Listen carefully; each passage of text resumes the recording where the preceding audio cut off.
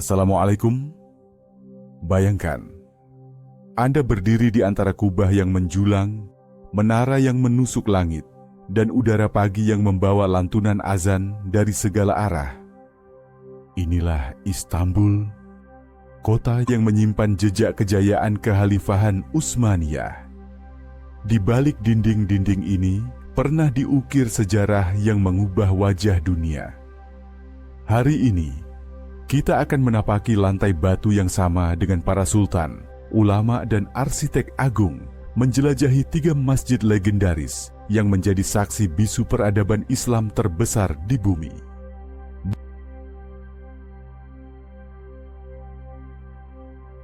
Bagi kekhalifahan Utsmaniyah, masjid bukan hanya tempat sujud. Ia adalah pusat ilmu, keadilan, dan kekuasaan. Dari sini, hukum ditegakkan, ilmu disebarkan, dan doa-doa mengalir tanpa henti. Di setiap kubahnya terkandung kisah tentang iman, seni, dan kejayaan. Dan di jantung Istanbul berdiri 3 mahakarya yang bukan hanya memukau mata, tetapi juga menggugah jiwa. Mari kita mulai perjalanan ini dari yang paling legendaris, Hagia Sophia.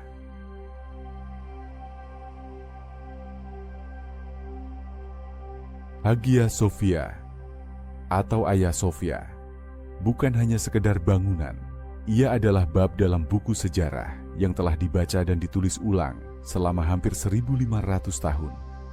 Dibangun pertama kali pada abad ke-6 oleh Kaisar Bizantium Justinianus, Hagia Sophia adalah simbol kejayaan Kekaisaran Romawi Timur. Namun segalanya berubah pada tahun 1453. Ketika Sultan Mehmed II menaklukkan Konstantinopel dan menjadikannya masjid. Sejak saat itu, suara azan menggema dari menara yang baru dibangun, berdampingan dengan mosaik-mosaik kuno yang menceritakan kisah sebelumnya.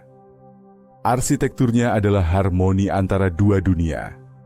Kubah raksasa setinggi 55 meter dengan diameter 31 meter tampak seperti menggantung di udara, didukung oleh sistem penopang yang menginspirasi masjid-masjid megah setelahnya.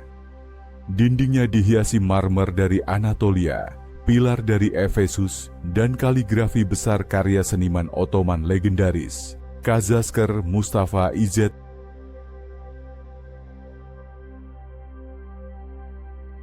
Jika ingin merasakan Hagia Sophia dalam ketenangan, datanglah pagi-pagi sekali. Sebelum kerumunan wisatawan memenuhi aula, cahaya matahari pagi akan memantul di marmer dan membuat mosaik berkilau seperti emas. Menjelang maghrib, suasana menjadi magis. Langit oranye, bayangan menara, dan lantunan azan yang meresap ke hati. Ingatlah untuk berpakaian sopan, melepas alas kaki, dan menjaga adab di dalam masjid, karena ini bukan sekedar situs bersejarah, tapi rumah Allah yang masih aktif digunakan.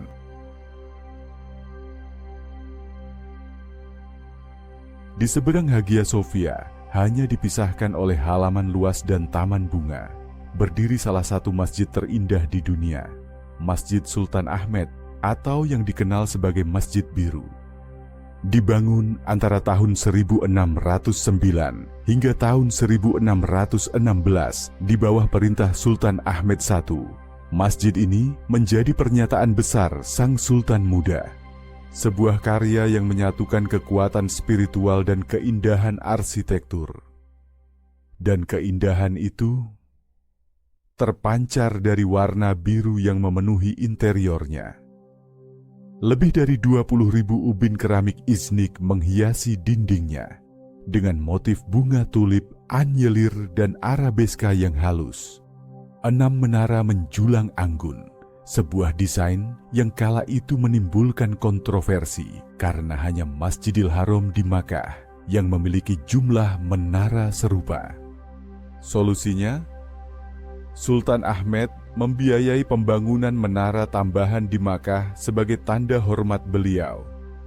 Cahaya matahari yang masuk melalui lebih dari 200 jendela kaca patri menciptakan nuansa lembut dan damai, membuat siapapun yang melangkah ke dalam akan merasa kecil di hadapan kebesaran ilahi.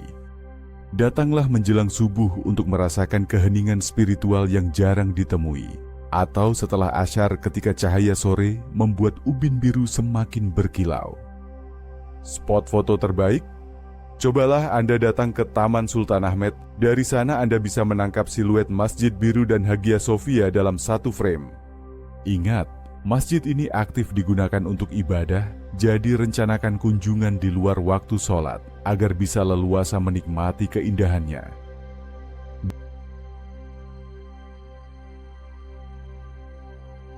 Di atas bukit ketiga Istanbul, menjulang sebuah karya agung yang disebut-sebut sebagai puncak kejayaan arsitektur Ottoman, Masjid Süleymaniye. Dibangun antara tahun 1550 hingga tahun 1557, masjid ini adalah persembahan Sultan Sulaiman Al-Qanuni, Sulaiman Agung, kepada Allah, sekaligus warisan untuk rakyatnya. Dan di balik kemegahannya, berdiri sosok jenius yang mengubah wajah arsitektur Islam, Mimar Sinan. Sinan merancang masjid ini dengan presisi yang nyaris sempurna. Kubah utama setinggi 53 meter dengan diameter 27,5 meter, didukung oleh sistem akustik yang memampukan suara imam terdengar jelas tanpa pengeras suara. Setiap jendela ditempatkan untuk memaksimalkan cahaya alami, menciptakan suasana yang lembut namun agung.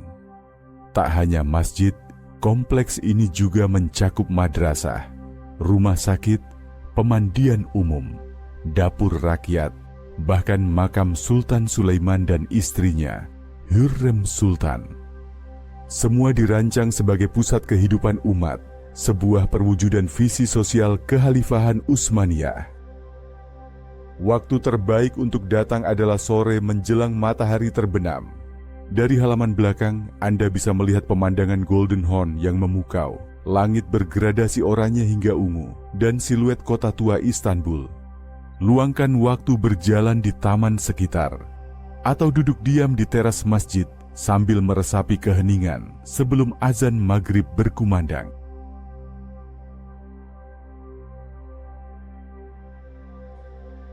Dari kemegahan abadi Hagia Sophia, kesejukan biru Masjid Sultan Ahmed, hingga kejernihan cahaya di Masjid Süleymaniye, setiap langkah membawa kita menyelami kisah yang tak hanya tertulis di buku sejarah, tapi terpatri di batu, kubah, dan udara yang kita hirup di Istanbul. Masjid-masjid ini bukan sekedar bangunan, mereka adalah saksi bisu doa-doa yang terpanjatkan, air mata yang menetes, dan janji-janji yang diucapkan di hadapan Allah. Jejak kekhalifahan Utsmaniyah hidup di sini. Bukan hanya dalam bentuk arsitektur, tapi dalam semangat umat yang tak pernah padam.